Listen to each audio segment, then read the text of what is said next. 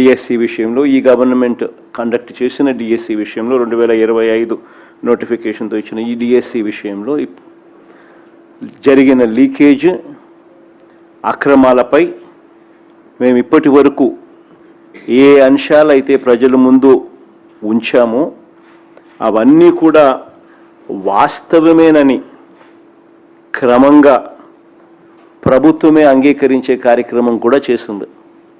అసెంబ్లీలో లోకేష్ మాట్లాడిన ప్రసంగం చూసినా కానీ, ఇదే అసెంబ్లీలో చంద్రబాబు నాయుడు గారు మాట్లాడిన ప్రసంగం విన్నా కానీ, ప్రత్యక్షంగానూ పరోక్షంగానూ వాళ్ళు ఈ ఆరోపణలన్నీ కూడా ఒప్పుకున్న పరిస్థితులే కనిపిస్తాయి. తప్పు చేశారు అని క్లియర్ కట్గా కనిపిస్తూ ఉన్నప్పటికీ గింజుకుంటారే తప్ప ఒప్పుకొని సిబిఐ ఎంక్వైరీకి మాత్రం ఆర్డర్ ఇవ్వరు. ఎలా తయారైపోయిందని అంటే, అసెంబ్లీ ప్రతిపక్ష పార్టీ అయిన ఉన్న ఏకైక ప్రతిపక్ష పార్టీ మేము. మాకు ప్రతిపక్ష పార్టీ కింద మమ్మల్ని యాక్సెప్ట్ చేస్తే మాకు ప్రతిపక్ష హోదా ఇవ్వాల్సి వస్తుంది. సో ఆ ప్రతిపక్ష నాయకుడు, ఆ ప్రతిపక్ష పార్టీకి ఎంతమంది అన్నా ఎమ్మెల్యేలు ఉండని, ఆ ప్రతిపక్షానికి ఒక ప్రతిపక్షం అన్నది యాక్సెప్ట్ చేస్తే ఆ ప్రతిపక్షానికి ఒక నాయకుడు వస్తాడు. ఆ నాయకుడికి యాక్సెప్ట్ చేస్తే, ప్రతిపక్షం అన్న పార్టీ కింద యాక్సెప్ట్ చేస్తే ఆ ప్రతిపక్ష పార్టీ నాయకుడిని కూడా యాక్సెప్ట్ చేయాలి.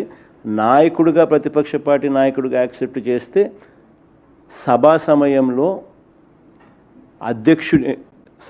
సభా అధ్యక్షుడిని చంద్రబాబు నాయుడు గారికి ఏ రకమైన టైం ఇస్తారో అదే టైము ప్రతిపక్ష నాయకుడు కూడా ఇవ్వాల్సి వస్తుంది. కాబట్టి అది ఇవ్వకూడదు అని చెప్పి వీళ్ళు సభ నడుపుతూ ఉన్నారు, ప్రతిపక్షాన్నే అక్నాలెడ్జ్ చేయకుండా. ఇలాంటి పరిస్థితులు అసెంబ్లీలో ఎలా జరుగుతూ ఉందంటే, ప్రత్యర్థి జట్టు లేని చోట బౌలింగు ఫీల్డింగ్ కూడా లేకుండా తండ్రి కొడుకులు ఇద్దరు మాత్రమే బ్యాటింగ్ చేస్తూ ఉన్నారు.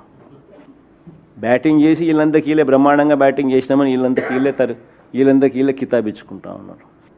నిజంగా ఆశ్చర్యం కలిగించే విషయం ఏంటంటే, అసెంబ్లీలో ఈ మాదిరిగా బ్యాటింగ్ చేస్తారు కానీ పక్కన మండలిలో 4 రోజుల నుంచి స్తంభింపజేస్తూ ఉన్నారు.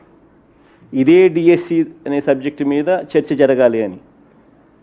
లోకేష్ రాజీనామా చేయాల్సిన అవసరం ఏముంది అని చెప్పడానికి సాక్ష్యాలు ఆధారాలతో వాళ్ళు రెడీగా ఉంటూ, సిబిఐ ఎంక్వైరీ చేయాల్సిన అవసరం ఎందుకుంది అని చెప్పడానికి వాళ్ళు సిద్ధంగా ఉంటూ, సాక్ష్యాలు ఆధారాలతో రెడీగా. పక్కన కౌన్సిల్లో మాత్రం డిస్కషన్లోకి రానిరు. కౌన్సిల్లో ఎందుకు వీళ్ళు ఒప్పుకోరు చర్చ జరగడానికి అని అంటే, దానికి కారణం తప్పులు జరిగాయి కాబట్టి.